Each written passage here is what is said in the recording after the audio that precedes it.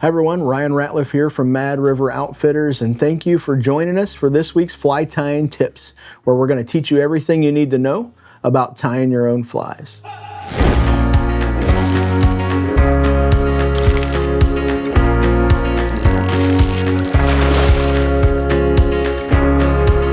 Welcome back to Fly Tying Tips. My name is Ryan Ratliff. I'm going to break down a couple little things that I kind of just went over real quickly from a couple previous videos. The question was, when you tie the fly, or if you fish the fly a little bit, and sometimes your cone or your bead gets a little bit loose.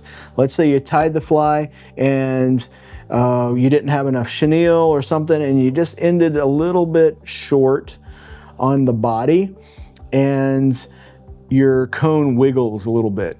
Also, if you didn't tie the fly quite right and you didn't do it tight enough, sometimes after a fish or two, it'll slide back a little bit. Now, it's best to tie the fly under maximum tension, do the right things, but if you wanted to save that fly maybe for another fish or another outing, then you can pull that cone up or bead up to the front and add a little bit of prop underneath of it. So I added some dubbing in the past, done some flashless dubbing, but someone had a question about, like, that doesn't typically happen when they use a bead versus a cone. And so a cone has a concave face in it. It's not round like a bead is.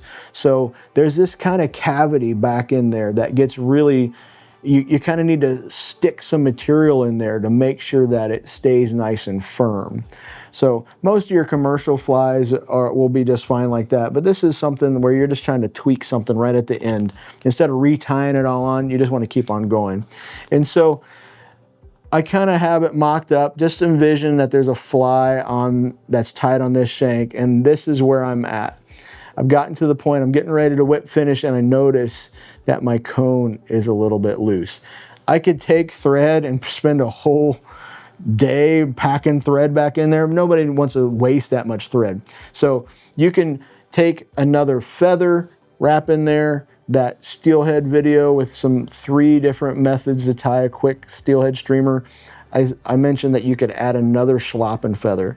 But what I quickly did is I took some flash that I had already out. You could take dubbing, whatever, and just twist it up on the thread, and then you're just going to wrap this back in there. You're basically tucking it underneath that cavity on that cone. So if you didn't want to see as much of this flash, then you just use something, or your dubbing, you just use a lot thinner. But basically what this does is it wraps like this, and now this firmed up this cone. It doesn't wiggle. It's set. So that's one way just to add a little bit more security and a little bit more structure to your fly.